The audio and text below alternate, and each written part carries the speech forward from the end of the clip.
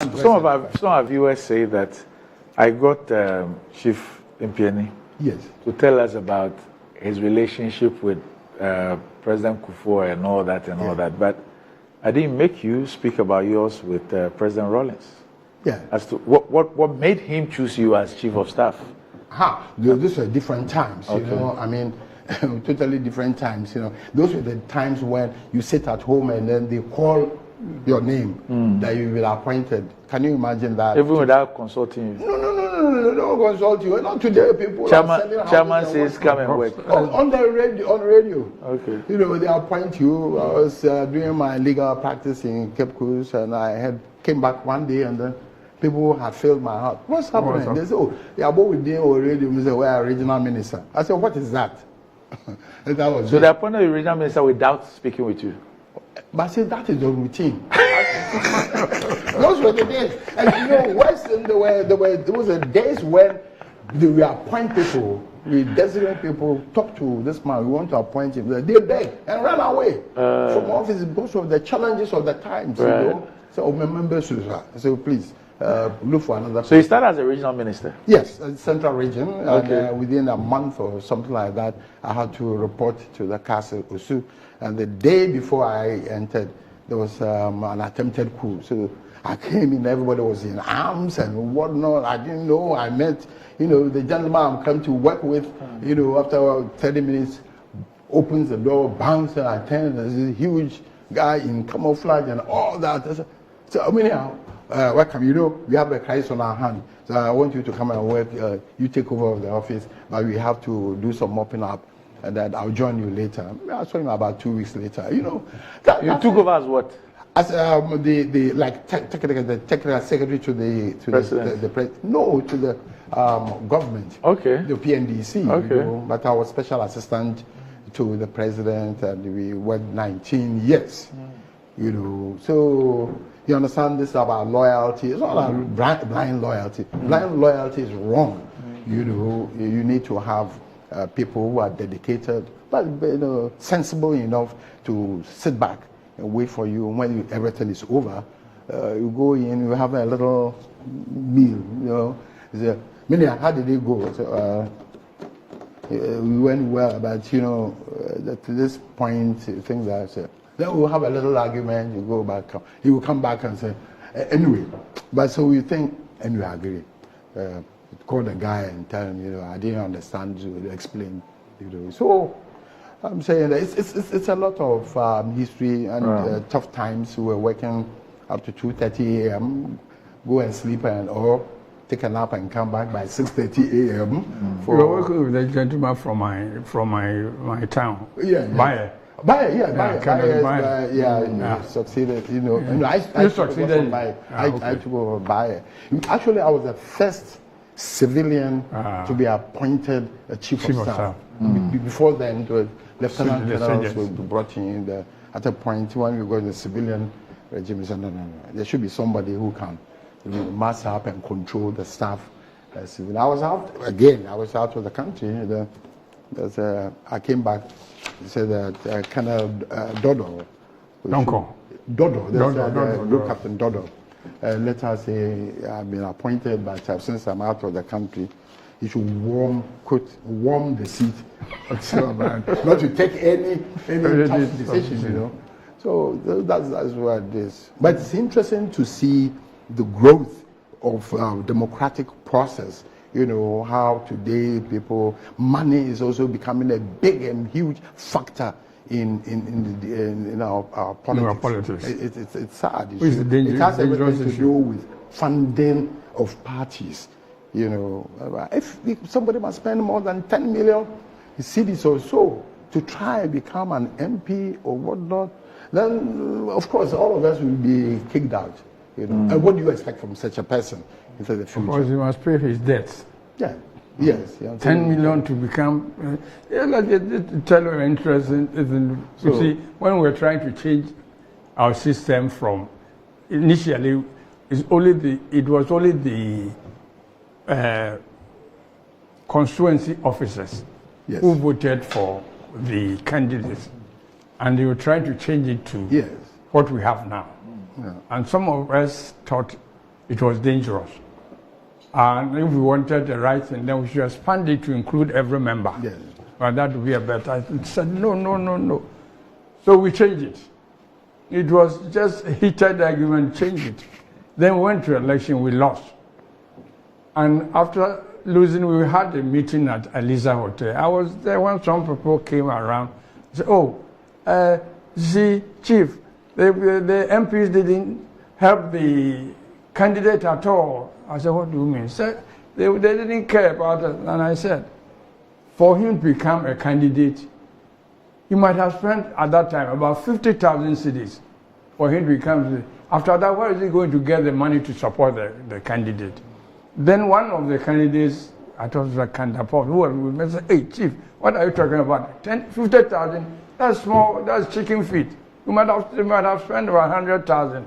I said, after 100,000, if he's lucky, and it's coming from one of the constituencies in the Ashanti region, even if you send him money, he'll pocket the money. Because he might have spent all the money he had just to become a candidate. And so what do you expect him to do? And as my brother rightly said, that's the danger for the country, which we must set up. Because if we don't what do you recommend? I believe the nation should be involved in financing parties. And to do that, a party must have a certain number of seats in parliament before that party is supported by the state. And if the state is involved, then the primaries for all the parties should even be organized, I think, find a way of making be organized by the Electoral Commission.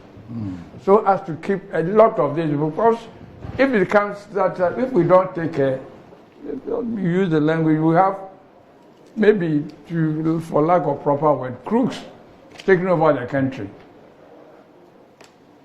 Armed robbers, if he's not caught and he has the money, he pays. He becomes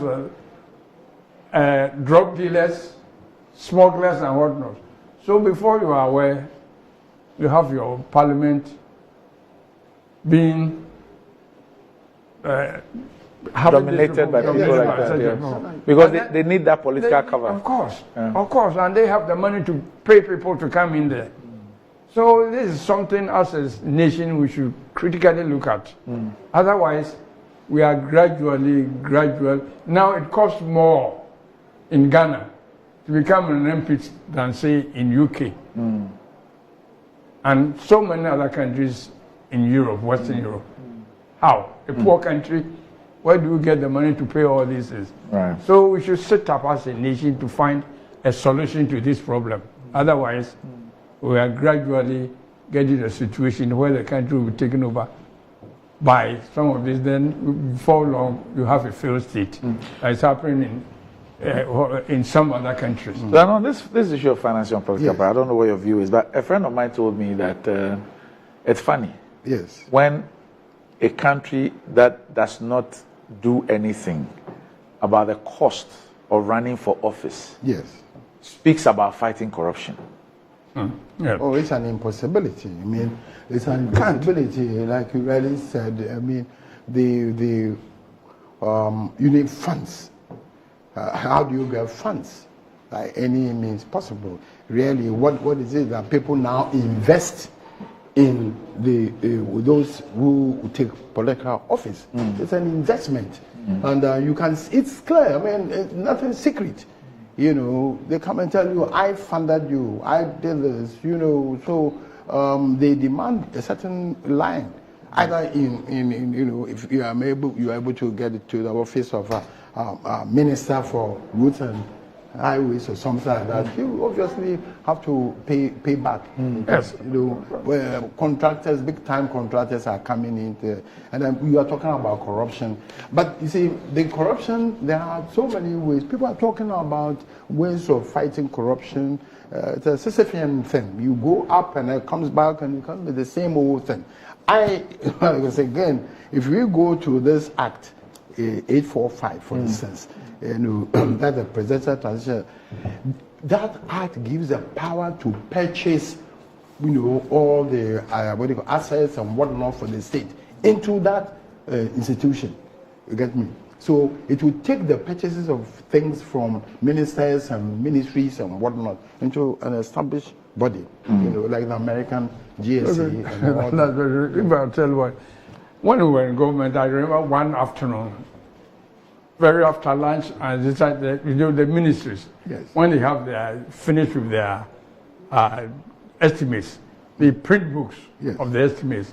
So I just took one and I was just going through it. Then something struck me. I thought, let's take, say, computers.